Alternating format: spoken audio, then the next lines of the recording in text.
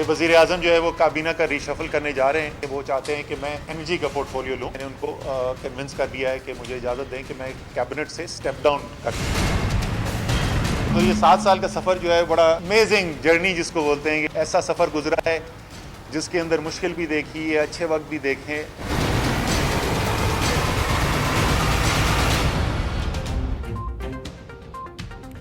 بسم اللہ الرحمن الرحیم. السلام علیکم, میں ہوں عائشہ احتشام. کپتان کا سب سے بڑا کھلاڑی, کپتان کا سب سے اہم کھلاڑی, وہ کھلاڑی جس نے کپتان کو میچ جیت کر دینا تھا, وہ کھلاڑی جس نے ٹھیک 7 سال پہلے آج ہی کے دن تحریک انصاف میں شمولیت کا اعلان کیا تھا.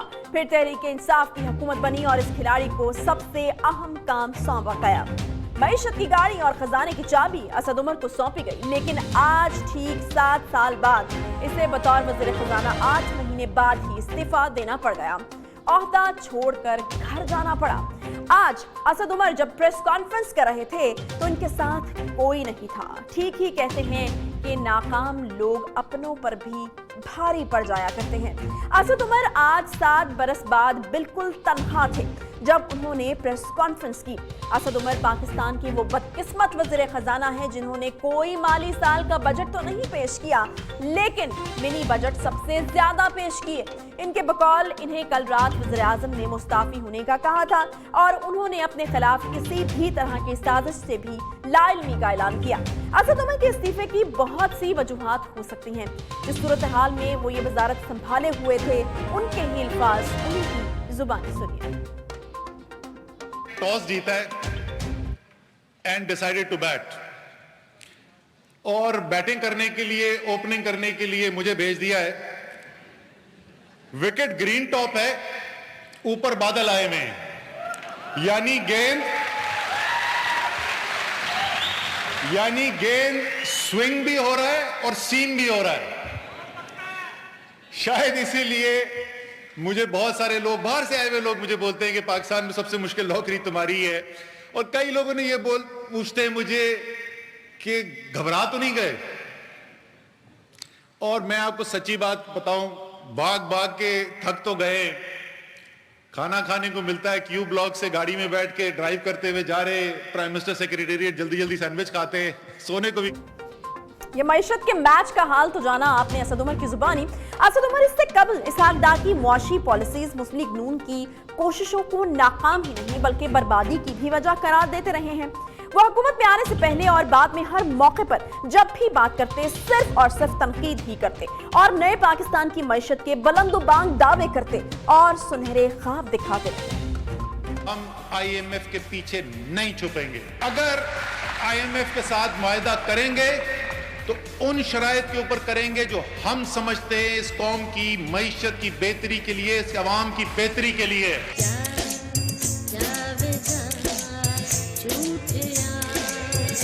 جو ہمارا فائنینسنگ گیپ تھا 2018-19 کا, وہ ہم پورا کر چکے ہیں.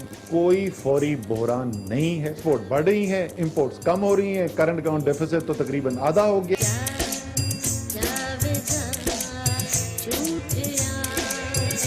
انشاءاللہ تعالی یہ آخری اہم معاملات کنٹرول میں آ. جو وقتی طور پہ منفی اثر ہے, اس کے فوائد آپ کو جو ہیں وہ نظر آنے شروع ہو جائیں گے.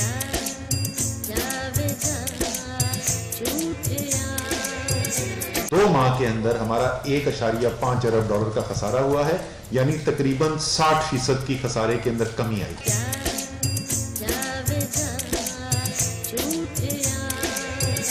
4 مہینے میں ہمارا جتنا بھی ایفرٹ رہا ہے وہ سب ریمبر وہ بیس بندی. اس طرح ابھی آپ کیا کہہ رہے تھے, پہلے انویسٹمنٹ کرو گے تو پھر ریٹرن آئے گا.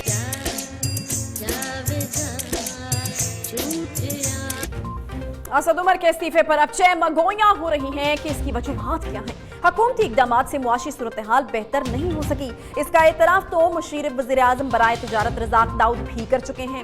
بجلی, گیس, پیٹرول کی قیمتوں میں اضافہ, مہنگائی کا طوفان, روپے کی قدر میں گراوٹ, ڈالر اڑان اور اڑان بھی ایسی کہ تمام ریکارڈ ہی توڑ دیے. تاجر صنعتکاروں کا کھربوں روپے کا اسٹاک ایکسچینج میں سرمایہ ڈوبنا اور پھر بھی برآمدات میں کمی ہونا. لیکن اس کے باوجود تاحال حکومتی کابینہ کل تک سب اچھا ہونے کی امید دلا رہے تھے. اس کے علاوہ کچھ اور محرکات کا بھی چرچا ہے اور کہا جا رہا ہے کہ عمران خان ہرگز اپنے کھلاڑی سے استعفیٰ نہیں لینا چاہتے تھے بلکہ وزیر خزانہ اسد عمر کی بھیٹ چڑھانی पड़ी है। गुज़श्ता रोज नामवर कॉलमिस्ट और तज्जियाकार सुहेल बड़ाइच साहब ने इसका तस्करा अपने कॉलम में भी किया था। उन्होंने लिखा था कि आवाम खान यानी इमरान खान की बजाय अस्करी खान, यानी उन्होंने ये इशारा एस्टेब्लिशमेंट की तरफ किया होगा, यकीनन अस्करी खान को भेंट चाहिए। उन्होंने ये भी इशारा किया कि ये तोड़फोड़ जारी रहेगी और हुकूमत की रस्सी इस साल के आखिर तक दराज हो सकती है, मगर भेंट बार बार चढ़ाना पड़ेगी। लेकिन क्या देवता भेंट के बावजूद खुश होगा या नहीं? हुकूमत की मुश्किलात क्या अब कोई मोजा ही कम कर पाएगा?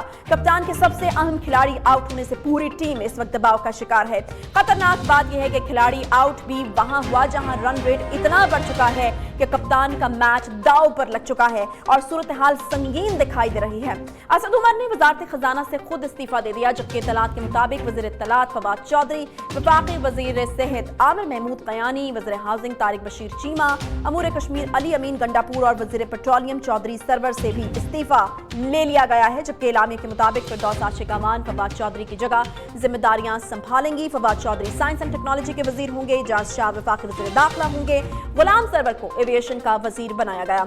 आजम सवाती पार्लिमानी अमूर के वफाकी वजीर होंगे, शहरियार आफरीदी वज़ीर मुमलिकत ज़ैफ़रान तैनात हुए हैं। मियां मोहम्मद सोमरो एविएशन का इजाफी चार्ज छोड़ देंगे। ज़फ़रुल्लाह वज़ीर आज़म के मुआविन ख़ुसूसी बराए सेहत तैनात, नदीम बाबर मुआविन ख़ुसूसी बराए पेट्रोलियम होंगे। काबीना में इस बड़े पैमाने पर किए गए रद्दो बदल पर बिल्कुल हम बात करेंगे। और बिल्कुल माना जाए तो मुझे ये सब चीज़ें पढ़ के इस तरह ही लग रहा था कि शायद आज ही अनाउंस की गई है वज़ीर आज़म की जो काबीना है, इतने नाम तब्दील हुए। नसरुल्लाह मलिक साहब हमारे साथ मौजूद हैं, सीनियर सहाफ़ी, तज्जियाकार, एंकर पर्सन। बहुत शुक्रिया मलिक साहब प्रोग्राम में हमें ज्वाइन करने के लिए। तब्दीली सरकार में हर तरफ तब्दीली ही तब्दीली नजर आ रही है, क्या कहेंगे आप? बिस्मिल्लाहिर्रहमानिर्रहीम। देखें, अगर आप आज की तब्दीलियों को जरा गौर से देखें तो जो मेन खिलाड़ी थे वज़ीर आज़म के, और जिसको पीटीआई ऑन करती थी, जिसमें असद उमर साहब जो वफाकी वज़ीर ख़जाना थे और उनके साथ आमिर कियानी साहब जो वफाकी वज़ीर सेहत थे, दोनों ऐसे अफराद थे कि जिनका तल्लक जो था वो पाकिस्तान तहरीक इंसाफ से था, और शहरियार आफरीदी पाकिस्तान तहरीक इंसाफ के कारकुन शुमार होते थे। इन तीनों को दो कुछ तो वजारत ही ख़त्म की गई और एक जो है उनकी वजारत तब्दील कर दी गई है। तो गोया जो पीटीआई की टीम थी वो बुरी तरीके से नाकाम होती हुई दिखाई दी है।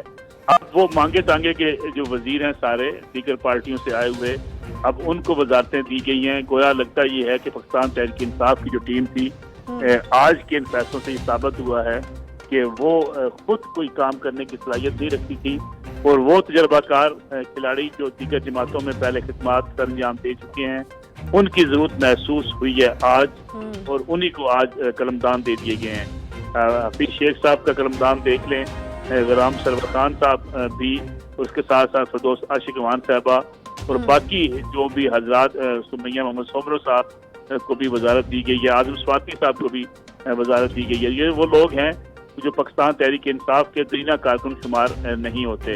तो गोया अगर आप इसका तजिया करें आज सारी वजारतों की तब्दीली का, तो ये तो बात बड़ी वाज़े आज दिखाई देती है कि पाकिस्तान तहरीक इंसाफ की टीम, जिसके बारे में कहा जाता था कि ये ना तजर्बाकार टीम है और टीम डिलीवर नहीं कर सकती और इनका काम सियासत करना नहीं है, उस जो है इल्जाम को काफी हद तक तकवीत मिली है आज वज़ीर आज़म के इन फैसलों के बाद। अच्छा, जब इतना कोई बड़ा फैसला होता है मलिक साहब, तो चहमगोइयां भी कुछ बड़ी होने लगती हैं। कौमी हुकूमत की भी कुछ लोग अब बात करना शुरू हो गए हैं और वो कहते हैं कि ऐसा लगता है कि कौमी हुकूमत बन रही है।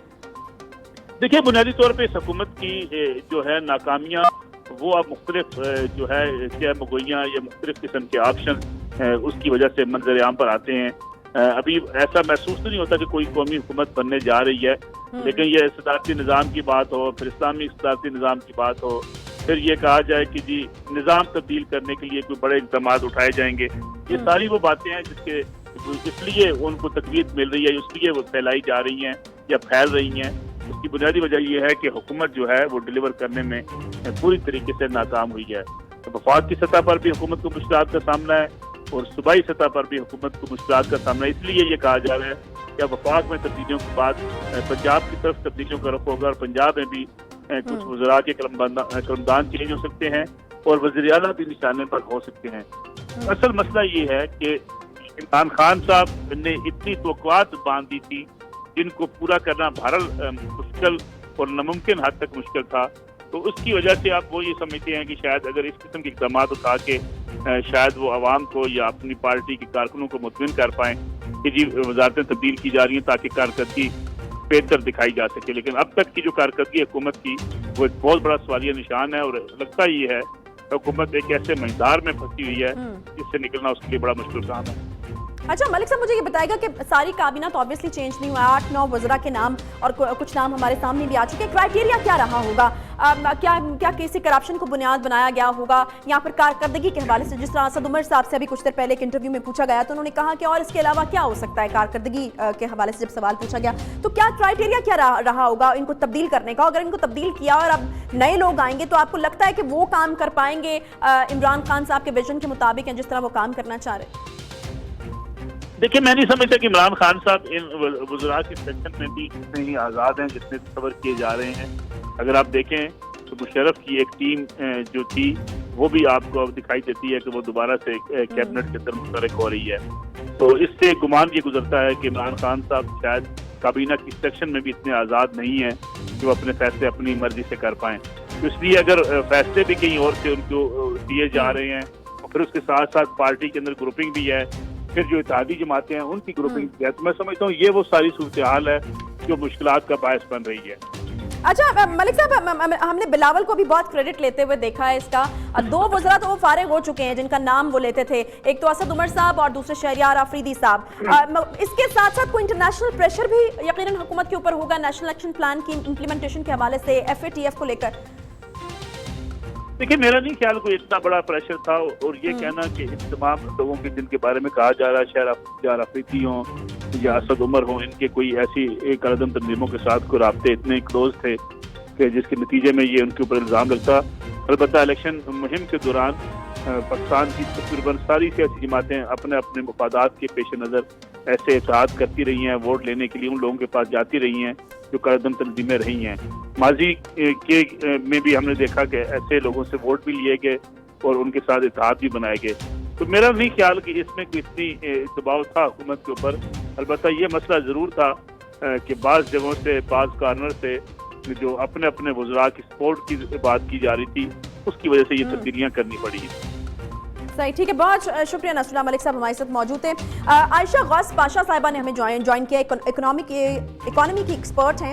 ان سے ہم سوال بالکل پوچھنا چاہتے ہیں کیونکہ ایک بہت بڑی تبدیلی جو ہے وہ معیشت کے حوالے سے ہی تبدیل ہوئی ہے, وزیر خزانہ جو ہیں وہ تبدیل ہوئے ہیں. عائشہ صاحبہ بہت شکریہ, پروگرام میں آپ کو خوش آمدید کہتے ہیں. مجھے یہ بتائے گا کہ یہ کتنا بڑا جو ہے ڈرا بیک ہے. اس وقت تک ہم دیکھ رہے ہیں کہ صبح 2:25 پہ وزیر خزانہ جو ہیں وہ استعفیٰ دیتے ہیں اور اب تک جو حکومت ہے وہ نئے وزیر خزانہ کا نام اناؤنس نہیں کر پاتی ہے.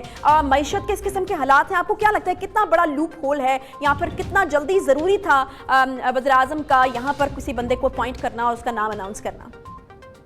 دیکھیے میری تو دونوں باتوں پہ رائے یہ ہے کہ ایک تو یہ کہ اس ٹائم پہ وزیر فائنانس منسٹر کو بدلنا بہت ہی نامناسب ٹائم ہے.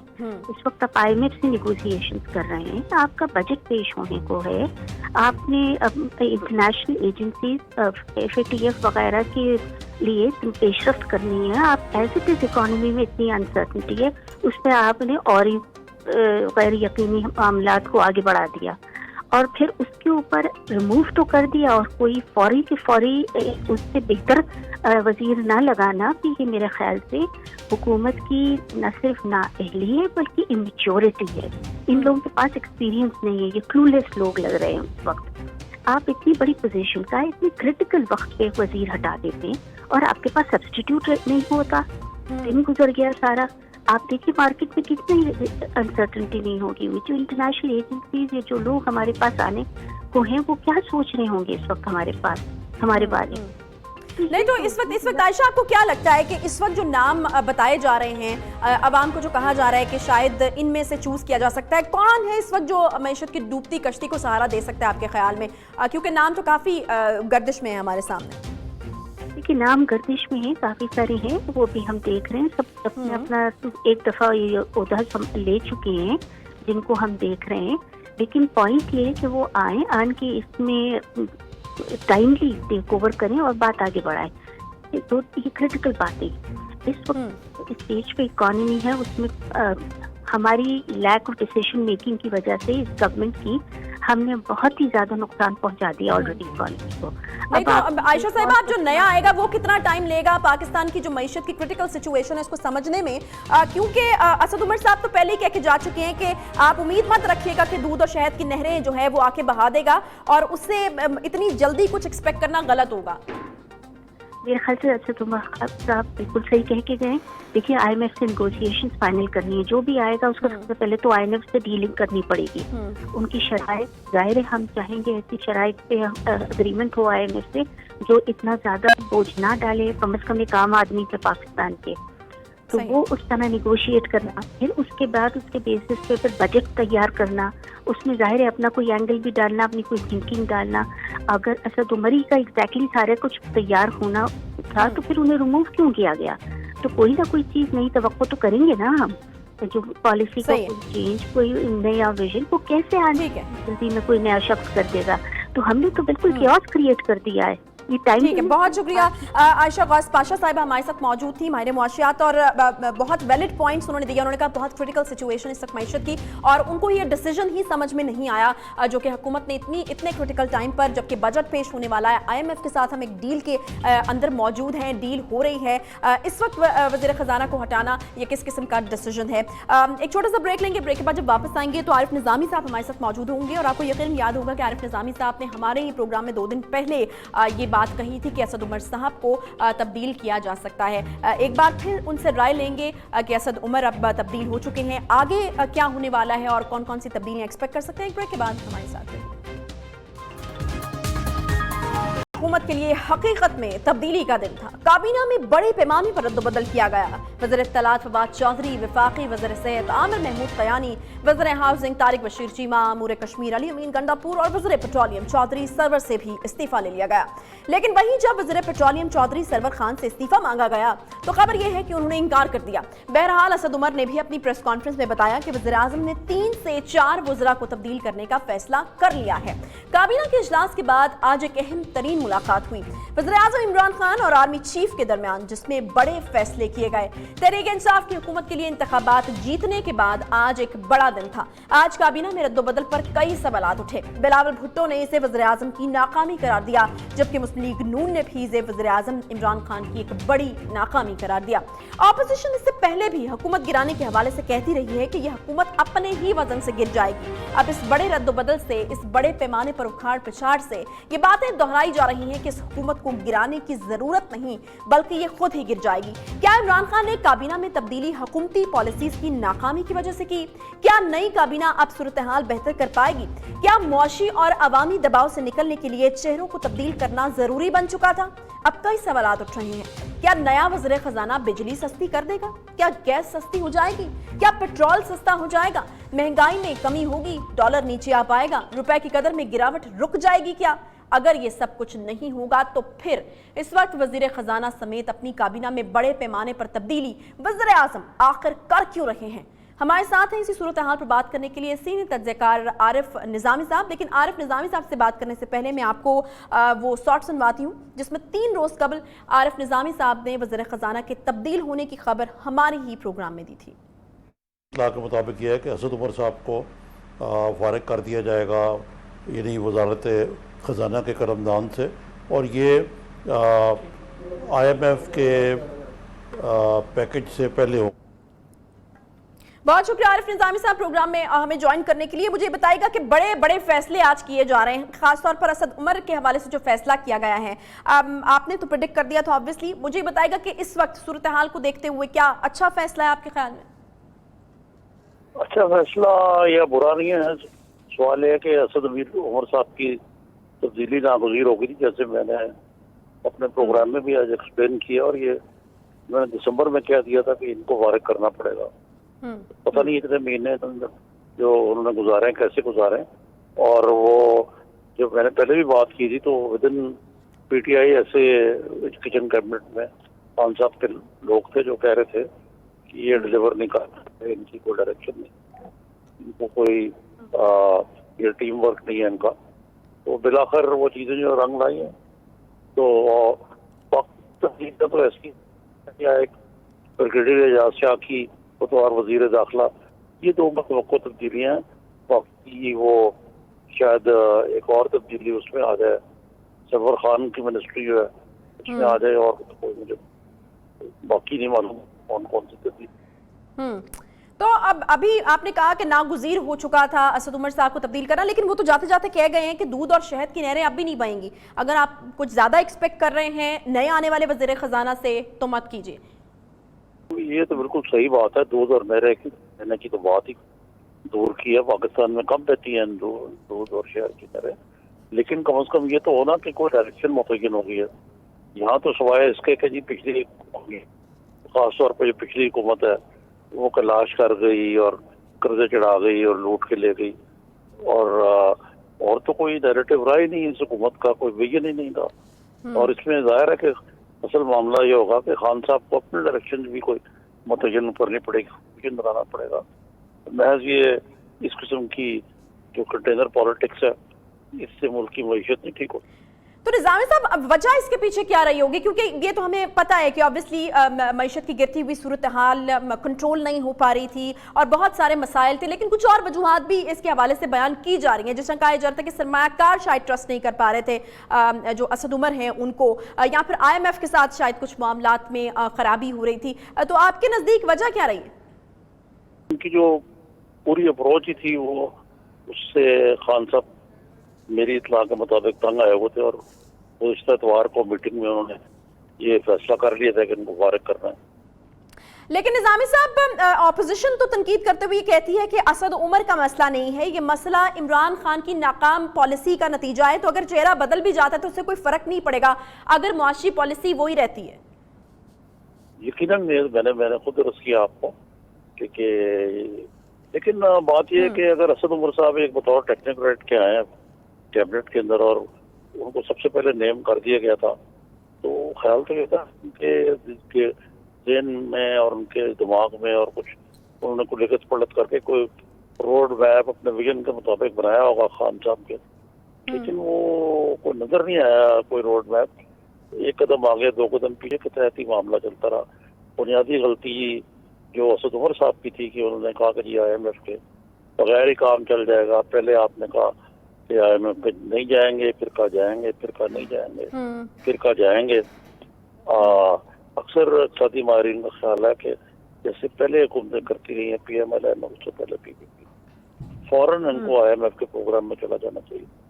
اس کو نہ جانے کی وجہ سے معیشت کو جو ناقابل اختلافی نقصان پہنچا ہے. اس میں یہ بھی ہے کہ IMF کے نہ ہونے کی وجہ سے باقی فورن جو انٹرنیشنل فائنانس ادارے ہیں مثلاً ورلڈ بینک, ایشیا ڈیولپمنٹ, انہوں بھی ایکچولی آپ کی ریٹنگز بہت نیچے چلے گئی اور کئی قسم کے نقصانات ہوئے. پاکستان کی گروتھ کی پروڈکشن وہ 2 سے 3% ہوگی, یعنی کہ جو پہلے 6.8 تھی یا پھر 6.5 اس کو کم کیا گیا تو وہ آدھی سے بھی کم رہ گئی. مہنگائی میں دگنا اضافہ ہو گیا. تو اگر یہ خان صاحب کی پالیسی تھی اس صورت میں بھی اسد عمر کو قربانی کا بکرا بنانا ایک سیاسی فیصلہ ہو سکتا ہے, اور اگر اسد عمر کی تھی پھر بھی غلط تھا. ان کو چاہیے تھا کہ وہ اگر کوئی صورتحال تھی اور خان صاحب اصرار کر رہے تو وہ خود ریزائن کر کے باہر آ جاتے, کہتے جی میری بات نہیں مانی. تو وہ تو سیاست میں بھی بڑے سیاسی بیانات بھی دیتے رہے ہیں جن کا تعلق اکانومی سے نہیں تھا کوئی. تو یہ اب میرا خیال بھی نو کلیئر شیٹ فار ہم. خیر IMF کے حوالے سے تو نظامی صاحب وہ خود بھی مانے کہ اگر پہلے چلے جاتے ہیں تو یہ انہوں نے کنفیس کیا کہ اگر پہلے چلے جاتے تو شاید حالات اتنے خراب نہ. تو ایک اور معنی خیز انہوں نے بات کی, انہوں نے کہا کہ وہ پاکستانی عوام کا کچومر نہیں نکالنا چاہتے تھے. تو کیا کچھ اور بھی ایسا ان کو کرنے کے لیے کہا جا رہا تھا جو کہ ابھی اور ستم ڈھانا باقی تھا پاکستانی عوام کے اوپر اور انہوں نے وہ بات نہیں مانی؟ تو چکی ہیں اور نکل رہی ہیں, اور یہ پتہ نہیں کیا آیت میں پہ وہ مان کے آئے ہیں, قوم کو بتائیں کیا وہاں سائن کر کے آئے ہیں. اب تو IMF کا مشن جو کہتے تھے اس مہینے آئے گا وہ ویسے اس مہینے نہیں آئے گا. یہ معاملہ بجٹ تک وہ کہتے ہیں بجٹ میں دکھائیں آپ نے کیا کیا. اب یہ بڑی عجیب سی بات ہے کہ بجٹ میں کیا ہونا ہے اور کیا نہیں ہونا ہے, اور کیا کچھ تو یہ دیکھیں نا انہوں نے پہلے ہی IMF کی کنڈیشنلٹیز مان لی ہیں. مطلب انرجی ہوا, سبسڈیز کا وڈرال کر کے انرجی ہے, اس میں گیس بھی ہے, ٹھیک ہے جی. اور یہ जो हमारा करंट अकाउंट और फिस्कल डेफिसिट्स हैं और कई मामलात हैं, स्टेट बैंक का ऑटोनॉमी है, ये तो बातें हैं ये शायद डूएबल लगती हैं। टैक्स बेस के बारे में उनका कहते हैं रुपी फ्री फ्लोट पे करें, ये शरायत बताएं लोगों को क्या, फिर कोई कहते हैं जी मैं सीपैक का बताएं। ये भी एक अजीब बात है कि इतने महीने इंतजार करने के बाद हमें कौन सा कोई सॉफ्ट IMF पैकेज मिल रहा है। निजामी साहब वो बता तो गए हैं, उन्होंने कहा कि आने वाला बजट मुश्किल होगा और वो बनाया भी IMF के साथ जो डील हुई है उसके तनाजुर में ही जाएगा। तो फिर एक आम आदमी इस स्टेटमेंट से क्या सोचे, क्या समझे कि आने वाले दिन और भी मुश्किल होने वाले हैं? जी देखिए ना, अभी तो ये कहा ना मुश्किल है, पर कितनी मुश्किल है ये बताया जाए ना लोगों को कि जी क्या आप वहाँ। सबसे पहले बात यह है कि IMF का जो कुछ तय हुआ है ये पार्लियामेंट में लाना चाहिए। पार्लियामेंट किस पर उसकी दुआ है और अपोजिशन को ऑन बोर्ड लेना चाहिए। पाकिस्तान में जो इकोनॉमी की सूरत हाल है इसमें जरूरी है कि हुकूमत और अपोजिशन एक पेज में हो और तभी आगे गाड़ी चलेगी। अगर ये इस तरीके से पॉलिटिक्स करते रहेंगे तो खाली आपने ठीक कहा कि चेहरा बदलने से कुछ नहीं तब्दील होगा। हाँ, लेकिन चेहरे तो बदले जा रहे हैं ना। निजामी साहब, ये जो हालिया तब्दीलियां आप कैबिनेट में होती हुई देख रहे हैं, आपको क्या लगता है कोई इंटरनेशनल प्रेशर भी रहा होगा? वो बताना चाह रहे हैं कि तब्दीलियां हो रही हैं और मैं भी उसका हिस्सा हूँ। ये नहीं, वो तब्दीलियां जो है रीशफल कैबिनेट में और चीज है। असद उमर साहब तो सैक हुए बाकायदा, वो आज सुबह तक मीटिंग्स दे रहे थे, उनको शायद दिल में नहीं था कि ये फैसला हो चुका हुआ है इतवार के दिन और उनकी फरागत हो चुकी हुई है। तो वो और बात है, रीशफल कैबिनेट में और बात है। वैसे तो उनको ऑफर की उन्होंने एनर्जी की मिनिस्ट्री, इसका मतलब सरवर खान साहब जो चीफ मिनिस्टर हैं उनको भी इधर उधर किया जा रहा है। और बिल्कुल ये उसी तरह ही है जैसे पीपल्स पार्टी के दौर में जब शाह महमूद कुरैशी का पोर्टफोलियो बदला गया था फॉरेन का और उनको वाटर एंड पावर देने के लिए बुलाया गया, वो उन्होंने हलफ नहीं लिया था। वो पहले ही ये सूरत हाल अब असद उमर साहब की है कि उन्होंने कहा मुझे फाइनेंस नहीं देना तो फिर को और भी मिनिस्ट्री में। ठीक है, बिल्कुल। निजामी साहब आप हमारे साथ ही रहेगा, एक छोटा सा हमें ब्रेक लेने। निजामी साहब का ये ख्याल है कि असद उमर साहब को सैक किया गया और ये काफ़ी हद तक सही भी लग रहा है। 2 दिन पहले जब पूछा गया असद उमर साहब से कि इस तरह से आपकी तब्दीली की खबरें आ रही हैं, तो उन्होंने बहुत ही एक कहका लगाते हुए कहा था कि हज़ारों ख्वाहिशें ऐसी कि ख्वाहिश पर दम निकले, तो यकीनन उनको उनके इल्म में शायद ये बात नहीं होगी। लेकिन एक नया कलमदान भी उनको सौंपने की कोशिश की गई जिसको रिजेक्ट कर दिया गया है और ये भी चहमगोयां हैं कि शायद उनको वो लेना चाहिए था या उनको वो नहीं लेना चाहिए था। इसके हवाले से भी हम बिल्कुल आकर बात करेंगे। छोटा सा ब्रेक लेते हैं, ब्रेक के बाद वापस आते हैं। वेलकम बैक जी। ब्रेक के बाद एक बार फिर से खुश आमदीद कहते हैं आपको। इस वक्त हम सबसे बड़ी खबर की इस वक्त की बात कर रहे हैं जो कि है खान साहब की काबीना में तब्दीलियों के हवाले से। असद उमर तो तब्दील हुए साथ साथ काबीना में मजीद जो तब्दीलियां हैं वो भी की जा रही हैं और उसका नोटिफिकेशन भी ऑफिशियली जो है वो जारी कर दिया गया है। क्यों की जा रही हैं तब्दीलियाँ और आने वाले दिनों में इसके क्या असरात होंगे, ऑब्वियसली इस पर बात कर रहे हैं निजामी साहब से। निजामी साहब एक बार फिर से हमारे साथ मौजूद है। निजामी साहब, अगर वापस असद उमर की बात करें हम, तो एक नया कलमदान भी उनको सौंपने की कोशिश की गई जिसके हवाले से उन्होंने मना कर दिया कि वो इस कलमदान को नहीं लेंगे बल्कि वो काबीना का हिस्सा ही नहीं रहना चाहते। तो आपको लगता है कि ये वाइज डिसीजन था उनका? तवानाई की मिनिस्ट्री बड़ी क्रूशल है, लेकिन असल बात यह है कि तवानाई के बारे में पॉलिसीज क्या हैं हुकूमत की। वो गैस की, अगर बिजली की कीमतें बढ़ जाती हैं बहुत, अगर ये तवानाई जो गैस बिजली वाला है, लेकिन हाँ ये चीजें जो है ये तो हुकूमत को फैसला करने हैं। अब जो सरवर खान साहब हैं वो वैसे सियासी तौर पर तो बड़े फाल होंगे, लेकिन मेरा नहीं ख्याल कि वो ये जिस तरीके से फर्ज करें शायद खाकान अब्बासी साहब हैं, वो तवानाई के मामलात को समझते थे और उन्होंने जो LNG डील की थी, अगर शेख रशीद उसके पीछे पड़े रहते हैं, लेकिन वो LNG डील जो है उसको हुकूमत अंडू नहीं कर सकी और LNG की डील की वजह से पाकिस्तान के एनर्जी जो क्राइसिस है किसी हद तक वो रिजॉल्व हुआ। तो इस किस्म का मिनिस्टर चाहिए यहाँ पे जो मकसद है कि जो कुछ कर सके, और शायद असद उमर साहब इसके लिए मौजू होते, लेकिन उन्होंने इनकार। صحیح، انہوں نے انکار کر دیا. اچھا مجھے یہ بتائیے کہ آپ ان کو وزارت خزانہ سے تو ہٹا دیا گیا ہے، اب آپشنز کیا ہیں حکومت کے پاس اس وقت؟ کیونکہ کچھ ناموں پر غور کیا جا رہا ہے جو کچھ نام گردش کرے، ڈاکٹر شمشاد اختر، ڈاکٹر حفیظ شیخ پاشا، ڈاکٹر ارشد حسین، سلمان شاہ کا نام بھی سامنے آ رہا تھا. تو آپ کو کیا لگتا ہے کہ ان میں سے کوئی بہتر ہے اس وقت کون سہارا دے سکتا ہے ڈوبتی معیشت کو؟ یہ سب نام بیکار ہیں جو آپ لے رہی ہیں، اور وہ میرا خیال ہے کہ فی الحال تو کسی کو چارج دے دیا جائے گا فائنینس کا، اور مستقل ایڈوائزر یا ٹیکنوکریٹ جو اس کو، اور شاید مجھے لگتا ہے میری اطلاعات ہو کہ عشرت حسین صاحب کو یہ چارج مل جائے گا وزارت خزانہ، کیونکہ وہ تاجر برادری کے لیے قابل قبول ہیں کہا جا رہا ہے. جی عشرت حسین کو پہلے گورنر اسٹیٹ بینک رہے ہیں، وہ آئی بی اے کے بھی ہیڈ رہے ہیں، وہ سمجھتے ہیں معاملے. تو نظامی صاحب پھر ان کے آنے کے بعد کچھ امید کی جائے بہتری کی؟ یقیناً وہ ایک ویسے اب عمر کا ذرا تقاضا ہے ان کا، لیکن وہ اصل کے مقابلے میں ایک چیزوں کو سمجھتے زیادہ ہے میرا، چیزوں کو سمجھتے زیادہ. بہت شکریہ. عارف نظامی صاحب ہمارے ساتھ موجود تھے. ڈاکٹر ارشد حسین کے بارے میں کہا جا رہا ہے کہ وہ نئے وزیر خزانہ ہو سکتے ہیں، ایک تو تاجروں کے لیے قابل قبول ہیں اور دوسرا چیزوں کو سمجھتے بھی زیادہ ہیں عارف نظامی صاحب کے مطابق. دیکھتے ہیں کہ آنے والا کل اور کیا کیا نئی خبریں لاتا ہے اور کتنی تبدیلیاں اور کتنے رد و بدل ہوتے ہیں اور کون کس کی جگہ پر فکس کیا جاتا ہے. اس کے ساتھ ہی ہمارے پروگرام کا وقت یہاں پر ختم ہوتا ہے. آپ سے انشاءاللہ اگلے ہفتے ملاقات ہوگی. اپنا خیال رکھیے. اللہ حافظ.